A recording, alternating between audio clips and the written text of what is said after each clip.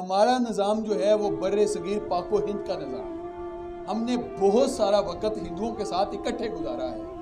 بر صغیر کے اندر اللہ کا کوئی نبی نہیں آیا، کوئی صحابی نہیں آیا۔ ایک صحابی کی روایت ملتی ہے جس کا نام ارتن بتایا جاتا ہے اور وہ ضعیف روایت ہے۔ یہاں پہ اللہ کے اولیاء آئے تھے جنہوں نے آ کے اپنے اخلاق کے ساتھ لوگوں کو دین دیا اور اپنے کردار کے ساتھ لوگوں تک پیغام پہنچایا تھا۔ تو ہمارے بڑوں نے ہمیں ولیوں کا ادب سکھایا تھا۔ تو ہمارے عہد نے جو ہمارے ساتھ ستم کیا، ہمارے ساتھ ظلم کیا، وہ یہ کیا کہ مارکیٹ کے اندر 2 نمبر پیر آ گئے۔ چونکہ انہوں نے دیکھا کہ لوگ پیروں کی قدر بڑی کرتے ہیں، لوگ پیروں کی عزت بڑی کرتے ہیں، عقیدت بڑی دیتے ہیں، تو مارکیٹ کے اندر 2 نمبر پیر آ گئے۔ آپ نے کبھی بھی لوہے کی نقل نہیں دیکھی ہوگی، نقل جب بھی آتی ہے سونے کی نقل آتی ہے، کیونکہ اس کی مارکیٹ کے اندر ڈیمانڈ بہت زیادہ ہے۔ اس لیے انہوں نے اولیاء اللہ کا ادب دیکھا تھا، اولیاء اللہ کے ساتھ محبت دیکھی تھی، تو پھر انہوں نے لبادے اولیاء اللہ جیسے اوڑھ لیے اور انہوں نے لوگوں کی عقیدتوں کے ساتھ کھیلنا شروع کر دیا۔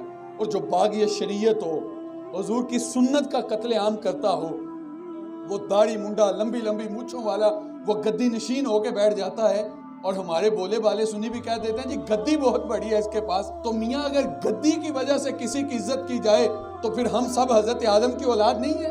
صرف انہوں نے ہماری عقیدتوں کو لوٹا اور دونوں ہاتھوں سے لوٹا، اور پھر انہوں نے ہمیں درس یہ دیا کہ تم قرآن سے دور ہو جاؤ۔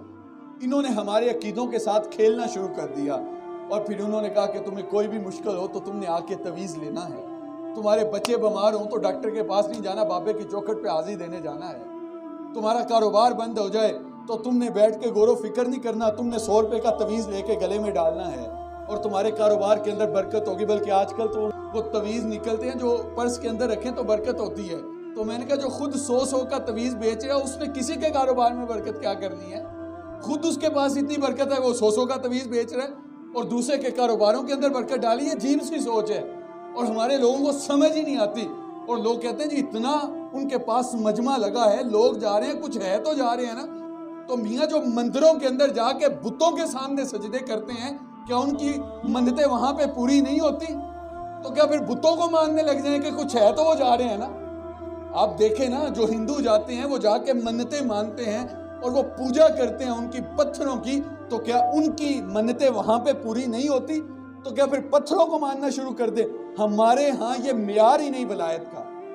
لوگ کہتے ہیں جی دیکھو اس کی کرامت کتنی بڑی ہے، کتنے لوگ اس کے پاس جا رہے ہیں، کہ حضرت شاہ نقشبند بخاری، آپ سے کسی نے پوچھا حضرت آپ کی کوئی کرامت، تو آپ رو کے کہنے لگے صاحب اس سے بڑی کرامت اور کیا بتاؤں، اتنے گناہوں کے باوجود زمین پہ چل رہا ہوں اور زمین مجھے اپنے اندر دنسا نہیں لیتی۔ اور تمہیں پیرانے پیر کی کہانی سناؤں، حضرت امام جعفر صادق رضی اللہ تعالیٰ عنہ، تو آپ ایک دن اپنے مریدوں میں بیٹھے تھے، کہنے لگے یار آج پتے کی بات نہ کرنے، تو انہوں نے کہا حضرت ضرور کیجئے، کہا پھر وعدہ کرو جو جنت میں جائے گا وہ سب کو ساتھ لے کے جائے گا۔ پاؤں تلے سے مریدوں کے زمین نکل گئی۔ حضرت ہم تو آپ کے بھروسے پہ بیٹھے ہیں۔ آپ فرمانے لگے تم جانتے نہیں آخرت کے معاملے بڑے سخت معاملے ہیں، وہاں پہ تو اپنے حساب پہ بھی چھوٹ جائیں تو غنیمت کی بات ہے۔ ہمارے نعت خواں بھی زمین و آسمان کے کلابے ملا دیتے ہیں پیر کی شان کے اندر، اور وہ شعر پڑھے ہوتے ہیں جو حضور کی شان میں پڑھے جانے والے تھے، اور پیر کو خدا بنا کے رکھ دیتے ہیں، اور پھر جو ہے وہ عجیب سا ماحول بنا دیا جاتا ہے اور بے عملی کا درس لوگوں کو دیا جاتا ہے۔ تم نماز پڑھو نہ پڑھو، تم صدقہ و خیرات کرو نہ کرو، تم خدا کے حکموں کو توڑو، لوگوں کے حق غصب کرو، لیکن ہر جمعرات پیر کی چوکھٹ پہ سلامی دیتے رہنا، پیر تمہیں خود ہی چھڑا لے گا۔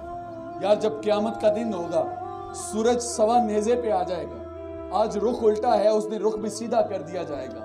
آج زمین گرمی جذب کرنے کی صلاحیت رکھتی ہے، اس دن زمین بھی تانبے کی بنا دی جائے گی، اور لوگ اپنے گناہوں کے حساب سے پسینے کے اندر شرابور ہوں گے۔ اور حضور فرماتے ہیں کہ جب بندہ دنیا سے جاتا ہے تو 2 چادروں کے اندر جاتا ہے، لیکن جب قبر سے اٹھایا جائے گا تو یہ 2 چادریں بھی اتار لی جائیں گی، بالکل برہنہ بندہ اٹھایا جائے گا۔ تو حضرت عائشہ نے عرض کی حضور پھر اس دن ایک دوسرے سے حیا نہیں آئے گی؟ تو حضور فرمایا عائشہ معاملہ اس سے بھی آگے ہے، کسی کو ہوش ہوگی تو حیا آئے گی نا، ہوش اڑے ہوئے ہوں گے سب کے۔ تو یار جب سوا نیزے پہ سورج ہوگا اور لوگ پسینے کے اندر شرابور ہوں گے اور رب قہر و جلال کے اندر ہوگا، تو پیر کی جرت ہے رب کے حضور دم مار سکے؟ اس وقت کوئی پیر آئے گا تمہیں چھڑانے کے لیے؟ تو آج اس ذوف الاعتقادی سے نکلیں اس خام و خیال سے نکلیں اور اپنے رب کو راضی کرنے کی کوشش کریں.